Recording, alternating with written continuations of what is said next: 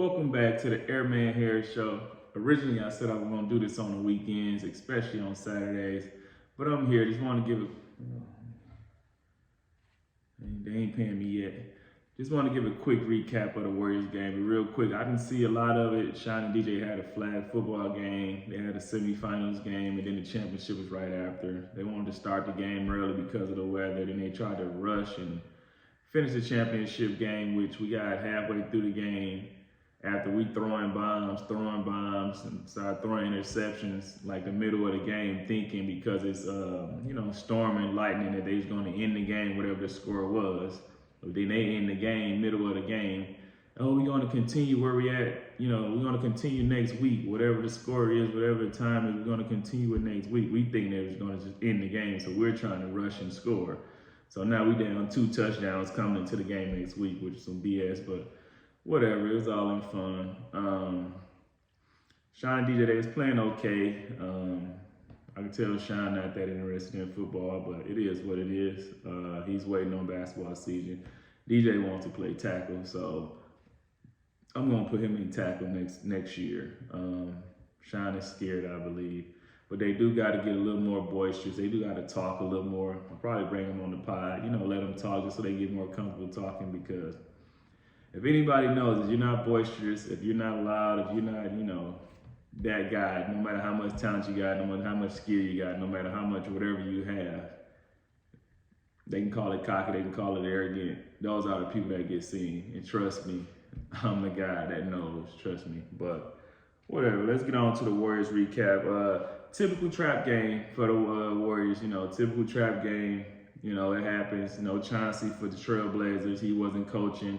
Younger team coming in. We beat this team throughout the years since Steph, Draymond, and even when Clay was there. We beat this team so many times. We never hardly lose to the Trailblazers. So we coming in thinking we're about to win this game like an easy win, and they knock our socks off, by over 20 points.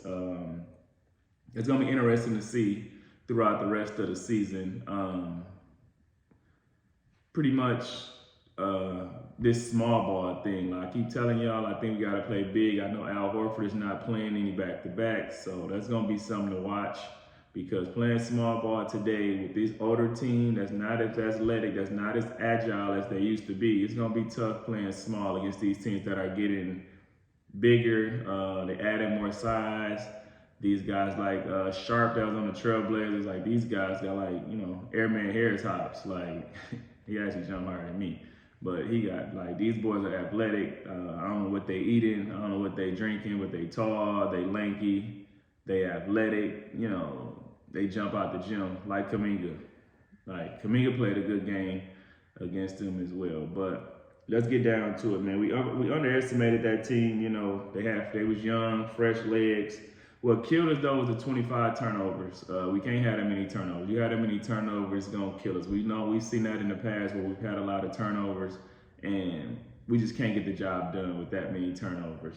I noticed Kirk tried to play a lot of the guys early, trying to find, that rotation, trying to find it. He couldn't find it. He played a lot of guys early, the younger guys, and they got to provide more for us. The bench got to provide more for us.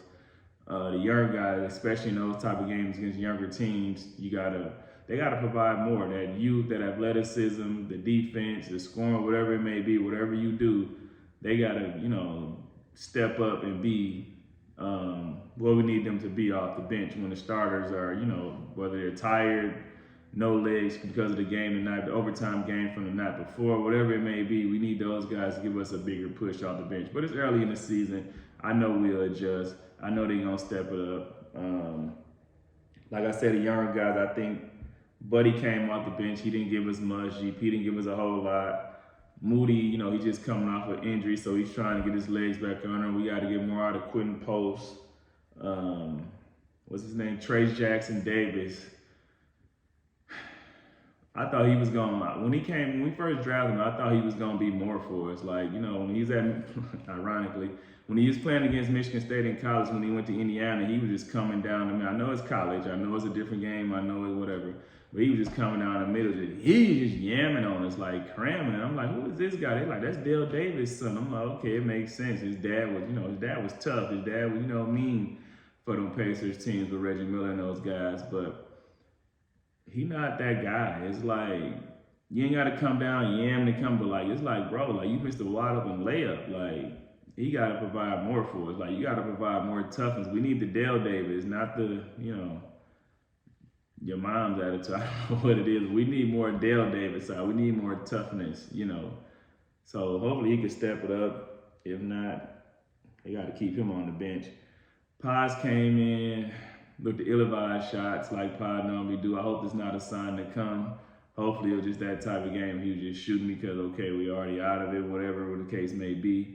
Hopefully that's not a thing that's going to prolong and Paz start back taking those bad shots, because he was playing good those first 2 games, playing within the system, getting the ball to the right people, shooting when he was supposed to shoot, shooting in rhythm.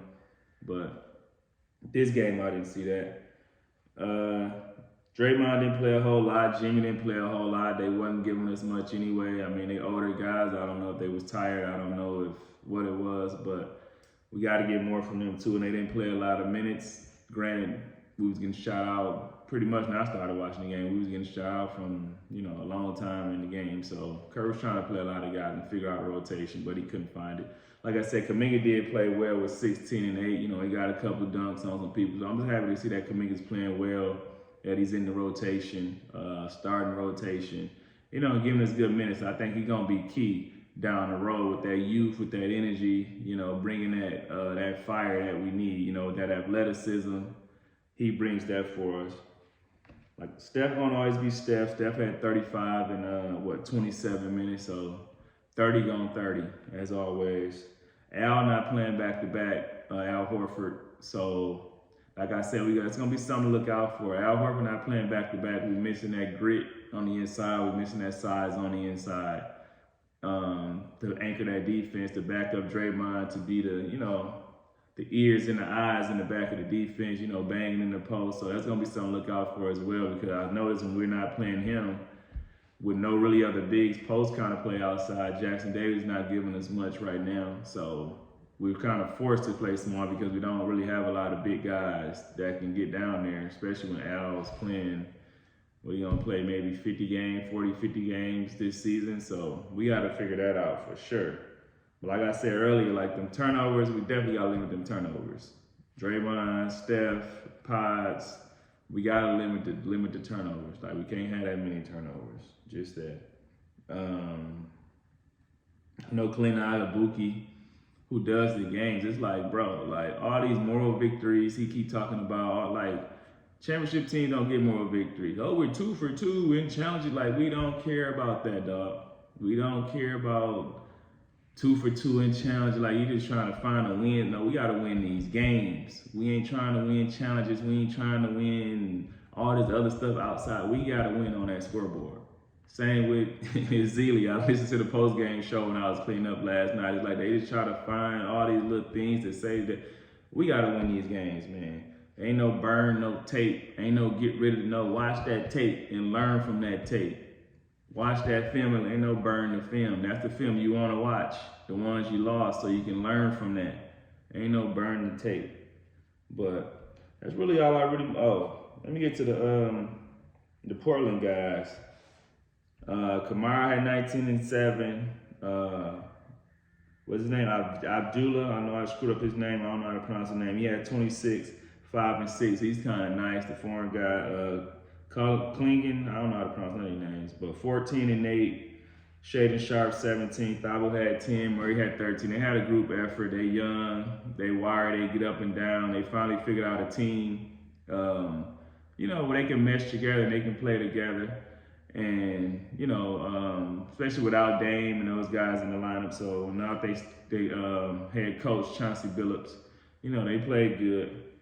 They still got Holiday, old man Holiday. He still gets it done. He had 12 and 11. They actually bring Jeremy Grant off the bench now, which I think is a great decision because, he's a scorer. He want to score. He comes off the bench and they just let him score. So he's that off the bench. Something that we need that's coming off the bench, somebody that can provide that instant offense for us, somebody that can, provide those points. So hopefully we can find that. Hopefully that's in Moody once he get his legs back on. I know he's been hurt. Or somebody else, hopefully we can find that, later in the season. But that's all I really got on the game, man. I don't really got much. Like I said, I didn't see much of it for what I did see. I just think we need more out of our bench. We need more out of our young guys, especially on the back-to-back with an older team. I don't like this lighting, y'all. The sun is like shining right on half of my face. But with an older team, the young guys got to provide more for us. The bench got to provide more for us. With the starters, they can't do it all. So, the verses is tonight. Cash Money versus No Limit. I came up on No Limit, so it's a tough one for me. I do like No Limit, but Lil Weezy is the best rapper alive, ladies and gentlemen. Hello. But I do like Lil Wayne as well. No Limit, Cash Money, No Limit, Cash Money. If they play Lil Wayne songs, man, I think Cash Money gets it. But let me know in the comments who y'all got, man. Let me know if y'all got No Limit. Let me know if y'all got Cash Money. If y'all too young to know who No Limit is, go look up a couple quick videos of No Limit, and y'all will see, like, a lot of people got their style from No Limit, all them, like, fancy album covers they used to have, that look cool, graphics and all that, with Silk the Shocker, C Murder, Mia X, Miss School, all them guys. Of course, Master P, he was the genius behind it all. He the one started it all. He helped a lot of guys in the industry, man. But look up some No Limit. Like I said, if you young, if you real young, look up some Cash Money. I know a lot of y'all know Lil Wayne, Drake, Nicki, the Young Money people. But look up a little more Cash Money. I don't know what 20 songs they gonna play. That'd be the thing. It's like not about who's the best. It's how you, bring them 20 songs. It's like how you roll it out. So that'd be the main thing. But I think I'm gonna roll with Cash Money just off, whatever. But let me know who y'all got in the comments, man. I'm out. I ain't got much for y'all. Peace.